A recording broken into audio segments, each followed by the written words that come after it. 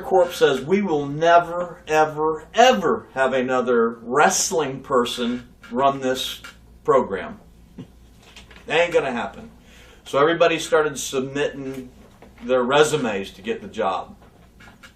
Bischoff submitted a bullshit resume. He got the job. About the second day he's there, he steps, pokes his head in my office. He says, "Hey, Mike, come here and talk to me for a minute." Because I had, loaned him a gun at one time and talked to him and kind of was helping try to mentor him and talk about this and talk about that. We were buddies. I thought we were buddies. And so he brings me in his office and he says, "What would you do if you were running this company? What would you change?" Well, I'd already been talking to Hulk Hogan to get Terry to come work for us. Because at that time, Vince was in all that drug stuff the first time about steroids and everything, and Hogan was trying to separate himself from that. He didn't want a part of any of that mess. He was wanting to do TV shows, but he hated Bill Watts.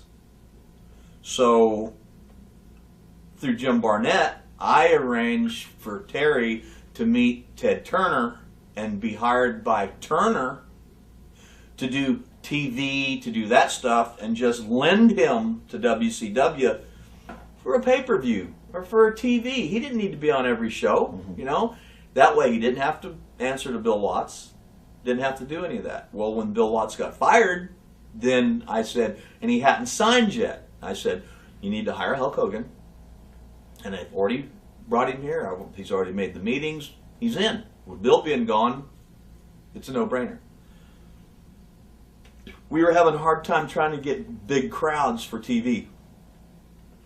Before I went to work for them, Steve Kern and Steve really spent a year going to Universal Studios, talking and talking and talking and talking and talking. And finally, I went over with him the last meeting, and they were going to give us our own studio. They were going to make us part of Universal. We were going to have wrestling shows, like 2 shows a day. And the crowd from Universal would filter in, they'd fill up the building, and we'd have a wrestling match, and they'd leave. I said, "You need to go over," but Universal was going to pay us to do that. Okay.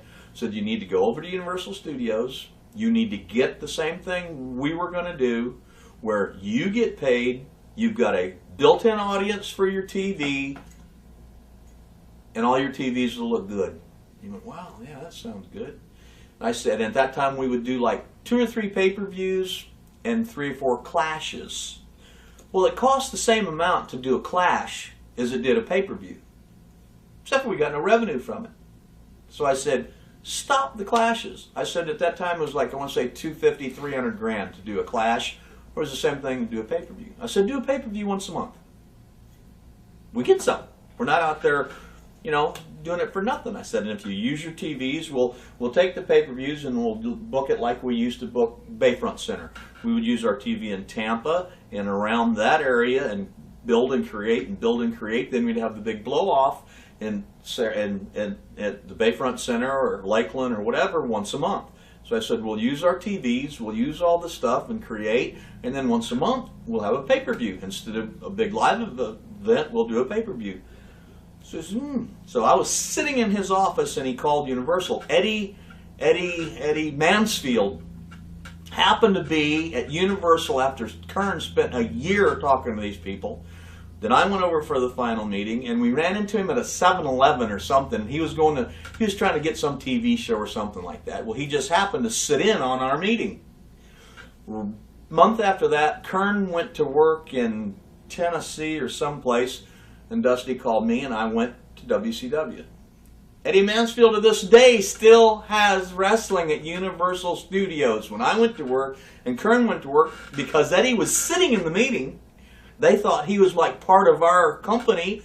He said, "Yeah, Mike went and did this, Steve's doing this, but I'm staying here," and he got the wrestling at Universal Studios. So Bischoff calls, they put Eddie Mansfield, and Bischoff had the speakerphone on. Now he thinks he's a big cool guy. "Yeah, this is Eric Bischoff. I'm CEO of WCW." And Eddie was always a smart ass. He says, "What was your name again?" Eric Bischoff. Eric Bischoff. "I don't believe I've heard of you. What is it that you're wanting to do?" He says, "Well, I'd like to come over and you wrestle at your venue and do TV stuff like that." And Eddie goes, No, I've already got wrestling, and I've got wrestlers, and I've got TV. I really don't need," and hung up on him. You could see the smoke coming out Bischoff's ears. He was so mad. I got up, I walked to the door, I looked over at him, and I said, "Disney's right next door.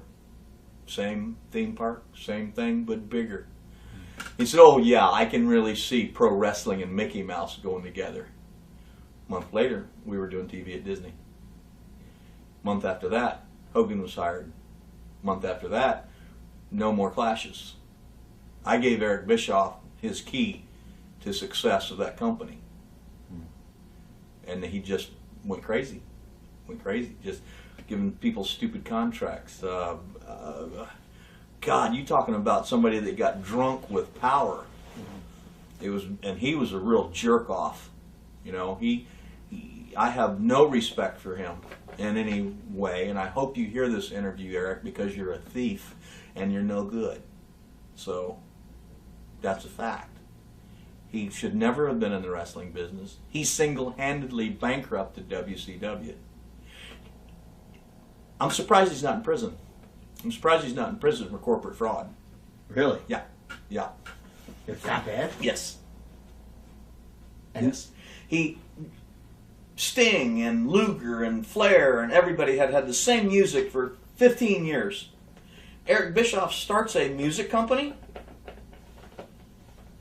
and says, "Nah, we're not going to use that other music. We're going to rewrite everybody's music, and I'm going to give the contract to my music company."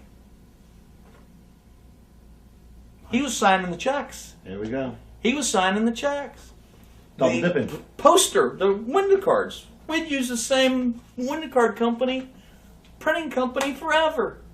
He puts Buff Bagwell and his mother in the printing company business, gives them the contract to print all the cards for WCW. Gives one of his other Oriental buddies in Oregon or something like that the rights to sell T-shirts to Japan. When NWO came out, huge. Eric was selling the T-shirts to his buddy, or WCW, but Eric was running it. Eric was saying, "Yeah, sell them to him for $5. Yeah, do this, do that. Yeah, send $400,000 to the music company. Send $200,000 to the printing company. Do this, do that." He was okay and everything, sending money to himself.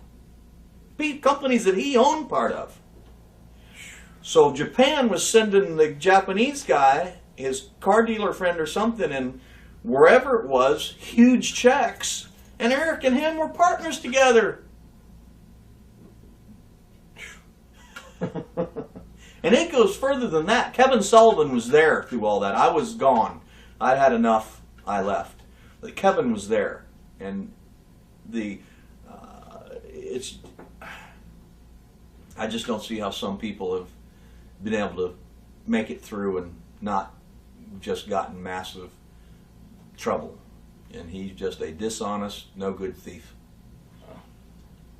Oof. From me to you, Eric.